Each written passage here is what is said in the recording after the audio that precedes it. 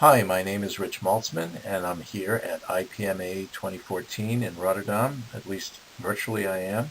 And I'll be discussing something that's very important, which is the entanglement, the connection, the integration between sustainability and project management. Amongst the things I'll be discussing will be a rainbow of green projects, the concept of greenality and life cycle thinking, and of course, the focus on integrating sustainability into the discipline of project management standards and framework, and the PM methodology. What's important to recognize is that this integration must occur at all levels, and that it's at the enterprise level, which means it's going to deal with projects, programs, and portfolios of programs and projects. This chart, courtesy of Ricardo Vargas, is something that shows in a little bit of detail, I'm not going to read it to you, the differences between projects, programs, and portfolios. But our more recent realization is that this work has to be done at the portfolio and program level and not only at the project level. So why do we assert that we have to consider the portfolio level when we connect project management to sustainability? And even more fundamentally, why do we insist on connecting project management to sustainability? Well, to do that, we're going to lean on a model coming from Stanford University, a well-respected school in the United States, and their Stanford Execution Framework, which we use with their permission, that describes the connection all the way from an organization's purpose, its ideation for that general area at the top of the screen here. Ideation is purpose, identity, and long-range intention. All the way down to the bottom in purple where you see operations. That flow from a leader's idea and the purpose and culture and everything that defines the company. When you think of Nike or KLM, you're thinking about the company at that, usually at that level. Or you're thinking about the company in terms of its operations. A flight that KLM operates would be an operation. But what connects those two? What connects purpose to operations is strategy. And the single touch point between strategy, that orange oval in the center, and operations is the portfolio, or really the family of project, program, and portfolio management. So in effect, if you think of everything above portfolio as the rubber, meaning the theory, we are where the rubber hits the road being steady state operations. The rubber meets the road with you as a project manager. Before we head too far down that road and talk about project management and sustainability, let's just make sure that we're aligned on the definition of sustainability. There's a couple that we use. One is the Brundtland definition, which focuses on development that meets the needs of the present without compromising the ability of future generations to meet their own needs. So it's kind of long-term thinking. And then from Auden Schendler, there was a book called Getting Green Done, very short, practical book on the actual application of green or sustainability in a business. And his definition is very simple. It's acting as if you'll be in business forever, making that assumption when you do your planning. And you initiate your projects, and you run your projects, and you close your projects. Now, this may seem a little bit foreign to us as project managers because we're kind of programmed to think in the short term. We get a project, we know it's 3 months or 2 years or whatever it is. It has that fixed scope. It has a definitive start and end time. But maybe if we step back a little bit further, we've always been green, always been sustainably thinking without really knowing it, because when you really think about our work, it's about reducing costs, increasing stakeholder value, and protecting the scarce resources that make up our projects. So maybe green or sustainability thinking is already a subset of our thinking, and if you think about green and just being the environment, it's really only a subset of the overall CSR, corporate social responsibility goals of social responsibility, environmental responsibility, and economic sustainability. We're focused on all of those as project managers, or at least we need to be. In our research for our first book, we found a lot of references, a lot of really good research and source material coming from books like Green to Gold, where the connection between business and sustainability is pretty firmly stated, pretty well stated, well known. But what about the connection to our discipline of project management?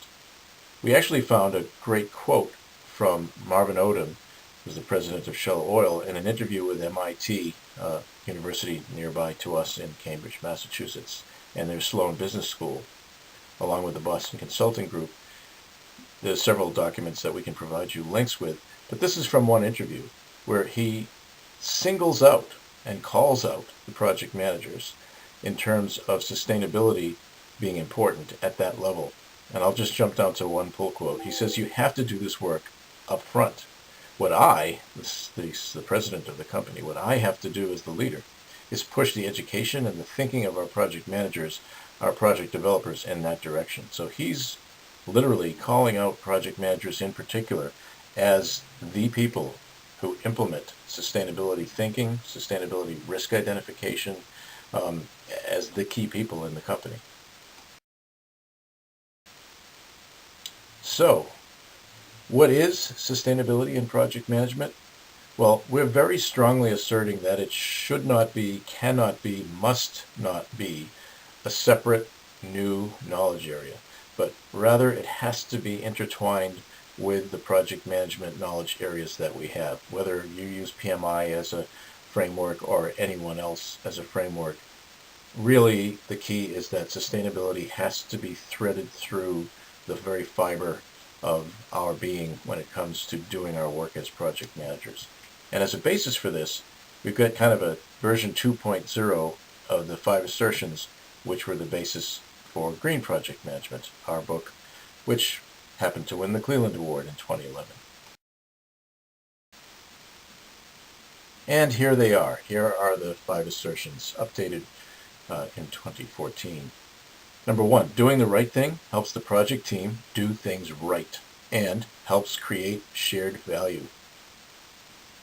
Sustainability thinking helps better equip your project team to identify, analyze, and respond to project risks.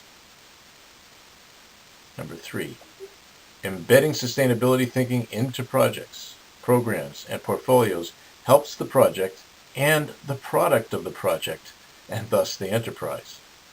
Number 4, a sustainability lens is a necessary part of the PM's toolbox. And number 5, granality, like quality, must be planned in, not bolted on. And yes, granality is a new word, perhaps, for you. It's a word we coined in the book Green Project Management, and we've talked about that before, and we'll explain it again right now.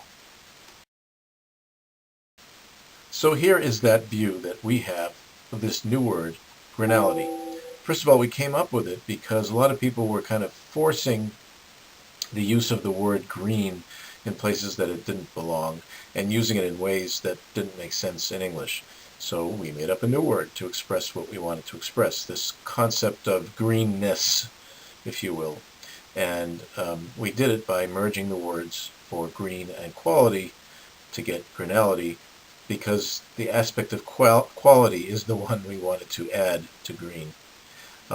Green focuses on sustainability, reducing product waste, and the life cycle assessment model, whereas quality looks at meeting customer requirements, reducing project waste, and the customer supplier model.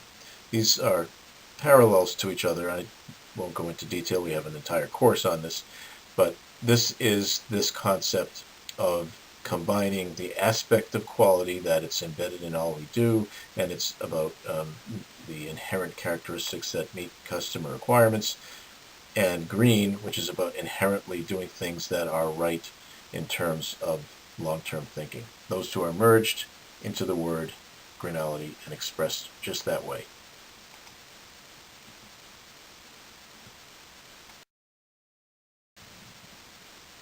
And if you're willing to buy into the model of grinality as similar to or akin to quality, you can look at the cost of grinality just like in the case of the cost of quality. That is, there's good grinality and bad grinality.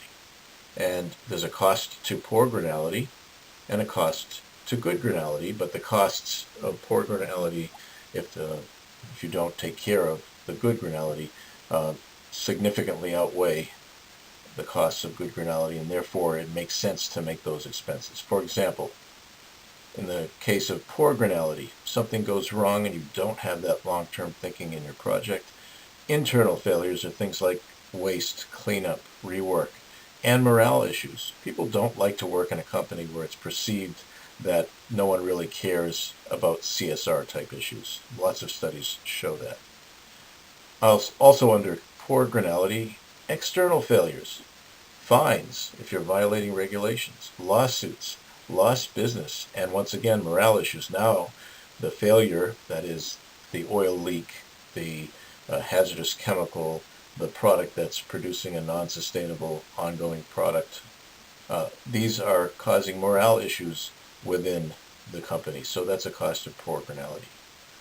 If you invest some money up front, if you do the long-term thinking up front, there are expenses, appraisal costs, audits, tests, and certifications, and prevention costs, training and planning, but those pale in comparison to the expenses when you have the cost of poor grinality, especially when it comes to a large environmental disaster like we saw with the Deepwater Horizon. We're talking here about the cost of poor grinality being in the 50, 60 billion US dollar range. The cost of good grinality, that is doing some upfront work, identification of environmental risks that was not done in that case, at least apparently from the evidence, may be costing 1/10 of 1% of that number. A very, very small fraction of good grinality would have gone a long way. So we use this model to express cost of grinality just like cost of quality. So let's discuss life cycle thinking as promised. Now, you're sitting there in Rotterdam, and I'm here in the US, but 12 years ago or so, I was actually living in the Netherlands, and I enjoyed it very much. I got to read a book while I was there called The Discovery of Heaven by Harry Mullish. He's a great author. It's an interesting book, and it also made a fantastic movie. If you haven't seen it, go see it. It's in English, for those of you who speak English. In any case, the book is broken up into 4 sections, and I'd like to focus, instead of on the book, although it is great, I'd like to focus on its table of contents of all things. Why? Because it's broken up in a way that parses out how we as project managers tend to manage our projects. The sections are the beginning of the beginning, the end of the beginning of the end, and the end of the end. As project managers, think about a bridge or a piece of software. We stop our involvement at the end of the beginning. In other words, when the software is launched, when the ribbon cutting ceremony takes place and the bridge is handed off. It's very, very much up front in the product's overall life that we vacate the project. We would like to give you permission to move beyond the normal stopping point, at least in our thinking, and think through to the beginning of the end. That is, when the product is in its steady state, and even, heaven forbid, when the product of the project and the whatever it is, the bridge, the software package, is brought to its end of life. Thinking about those things and bringing that thinking back to the creation of the project fundamentally connects it to the strategy, the mission, vision, and value that we saw previously in the Stanford execution model, the standard Stanford execution framework. So ironically, this book from the Netherlands, although being a fantastic science fiction fantasy type of book, is actually an interesting guide to integrating sustainability and project management. In life cycle thinking, we use an image like this to represent the flow from raw material extraction all the way through to when the product of the project and the product of the steady state is disposed of and or reused. And I'm not going to go into detail on this chart, but you could see that as project managers, we tend never to step back and take this much of a holistic view of the product of our project. But once again, maybe we should. So here's one way to bring this home, maybe even literally bring it home. Here's a life cycle assessment view of an object that you most likely have in your home or apartment, certainly one that you are familiar with. That object is a washing machine. To save the suspense, in the upper right hand corner you see the image, and the chart is showing the impact of that washing machine from production through distribution, use, and disposal. Impact being shown in different shades of black and gray to indicate energy consumption, air pollution, water pollution, and so forth. And as you can see, if you're a project manager, if this was a Pareto chart, you would see this 80-20 rule or even more apply, where most of the impact is coming from use. And this actually reflects on an example of an American company called Seventh Generation that was trying to understand the ways in which they could improve or reduce, really, the impact that they had as a company. They produced laundry detergents. And they were looking at making thinner-walled plastic containers using recycled or plant-based plastics and changing the shipping routes and being much more efficient in manufacturing the detergent, until they did their life cycle assessment of their product and found that almost all of the impact comes from the use of the washing machine, and that really they'd have a much larger effect if they held off on those other efforts and put their focus instead on producing a product that could do its job in much colder water. And that's what they did. And this is the kind of discovery you can make when you do a life cycle assessment. As a project manager, is it your job to do this life cycle assessment? Probably no. But is it your job to trigger the fact that a life cycle assessment should be done, or to consider some of the risks that are identified when a life cycle assessment is done? Absolutely yes. And there are various tools to help in this area so that you can do some what-if analysis. There's a life cycle assessment framework and life cycle assessment software. We were very proud and happy to have a director of the EPA work with us on chapters 9 and 10 of our Green Project Management book, and she helped us. This is Mary Ann Curran, helped us with the creation of this, and there's lots of information in the book about LCA software and the life cycle assessment in general, and there are sophisticated tools out there to help in this area, so just be aware of that. In life cycle thinking, we have something that looks very familiar if you're familiar with the PMBOK guide, for example. Inputs, some kinds of tools acting on the inputs, and then outputs. I don't really mean to read this slide to you, but that's what life cycle thinking is about. Life cycle assessment, life cycle thinking is about stepping back, looking at what inputs come into the process, how they're processed, and what kinds of outputs exist, not just in your project, but when that project's product is up and running in the steady state. This chart shows the life cycle assessment framework all the way from goal and scope definition through to the conclusions that come from the assessment, and then whatever direct applications might exist in terms of improvements. And you'll see on the right some of the software that is available to help in the development of a life cycle assessment. In our book, Green Project Management, we dedicated a chapter to a rainbow of green, and actually some follow-up chapters lean very heavily on this concept.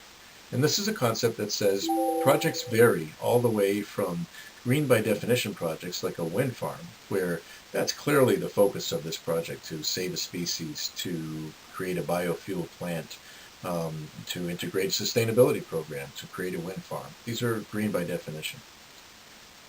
To the other end of the spectrum, where projects they have no notable connection to sustainability, like the release of a new piece of software. In between, we have projects that are green by impact, like Boston's Big Dig project, where while the project is underway, there's a significant impact to the environment, literally tons and tons and tons of dirt being moved and so forth. And green by product impact, where we always like to use the example of disposable coffee cups from single-serve coffee makers, and we'll refer to that later. But in the spectrum, as we move from left to right, the role of the project manager changes. In a green by definition project, we don't have to worry as much about integrating sustainability into the project because, at least most likely, it's been a consideration all along, and it's been on our minds and interwoven with our thoughts all along. But as you move further and further towards a green in general project, like the release of a new piece of software, have we thought about the ways in which we could integrate sustainability in that type of project? And believe it or not, we, in our book and in our blog posts, have several examples of significant environmental or social impacts of IT projects, where those who've taken advantage of those kinds of opportunities have brought a tremendous additional value to their project's product in the steady state.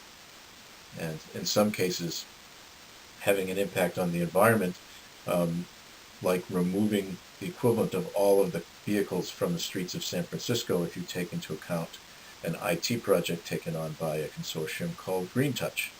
And we were glad to point you to that source material, but that's the kind of work that can be done if you take on the increased sustainability thinking role as a project manager, even in a project that is green in general. Now I'd like you to think back again to that Stanford execution framework and put that model up in one side of your thinking, and keep this one, which is courtesy of Mr. Curtius Gilbert Silvius, from his book Sustainability in Project Management, and we really see the same thing. We see a connection between project portfolio management, that's that block at the bottom of the Stanford execution framework, and projects, the temporary organization that's put in place to fulfill the objectives, the goals, the mission, vision, value of the permanent organization, the block up towards the top of the screen here. So what Hilbert has said here maps exactly into the Stanford execution framework, and it reiterates the idea that project managers must incorporate this thinking into their projects at the project portfolio and program level, so that there is a match between the goal setting at the mission, vision, value level of the corporation or the organization and the way in which that an individual project is being run. That connection, that golden thread, is critical. With all this in mind, we propose some changes to the Project Management Institute, the PMI, for the 5th edition PMBOK guide.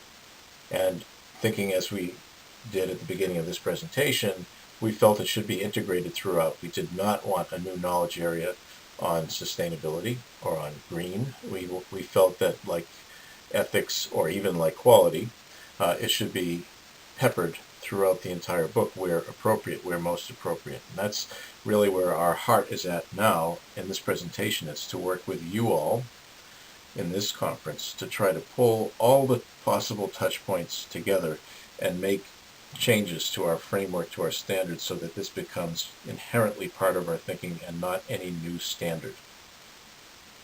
So some of the environmental considerations that we sent to PMI were additions to the project charter, invocation of an environmental management plan, other connections to the strategic level of the company, the commitment to sustainability, perhaps in the ethics code of conduct and professional responsibility. Risk management is a big one. So a lot of these were put up on our website in a community section where people were able to crowdsource new ideas. And we ended up with, I think, 16 or 17 proposed changes to the PMBOK guide.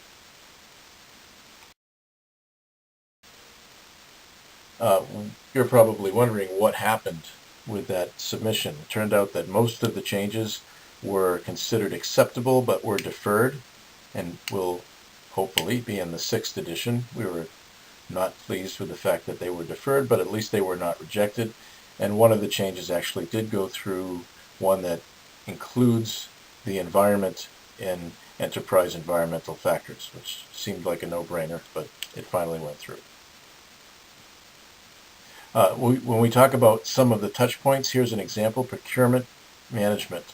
In procurement management, your project should have some kind of connection to or create a new environmental purchasing plan, or refer to one that already exists. And we've given you here a couple of links to U.S. and Canadian government environmental purchasing plans that can be then referenced to in your project plan. As I've said previously, risk is a major touch point here, and we have to remember that risks, which can be both negative or threats, or positive or opportunities, include environmental risks. Unfortunately, and I think I've given you the example of the Deepwater Horizon, in that particular case, no environmental risks were identified in the risk register that was submitted to the U.S. government during the investigation. I'll repeat that. 0 environmental risks were identified. There were many, many operational and business risks, but none in the area of the environment, which means, as you know, when a risk is not identified, you don't even have a chance to analyze or respond to it. And that's exactly what happened. A lot of this has to do with how we, as project, program, and portfolio managers, envision success. Is success when a project is done and its product has been handed over? Or is success when the benefits are realized? We'd assert that it's much more the latter. This is from a very good article coming from PM Journal in October of 2012, where it talks about project success, where project success focuses on the triple constraints. Was this project on time, within budget, and to scope? But then there's product success, organizational success, and we would assert sustainability success, which takes a full-fledged, holistic view, expands the consideration beyond time, scope, and budget to consider the product, the full set of stakeholders, the longer-term view, and how the project and program fit into the overall portfolio. With that kind of view, you will do a much better job of identifying risks, of procuring, and generally meeting organizational goals at the strategic level, which is really what we're all about, going back to that rubber meets the road idea. So, with all that in mind, our goal here at the IPMA World Congress in Rotterdam is to have you be part of this by helping us identify at each of these key touch points how sustainability connects into project management. The idea is to have groups meet in a World Cafe format and with a facilitator at each table, discuss for a very short time, brainstorm at full speed, where are the connections between, for example, time and cost and sustainability, time and cost project management. Where are the connection points between risk, project risk management, and sustainability, and so forth. And to that end,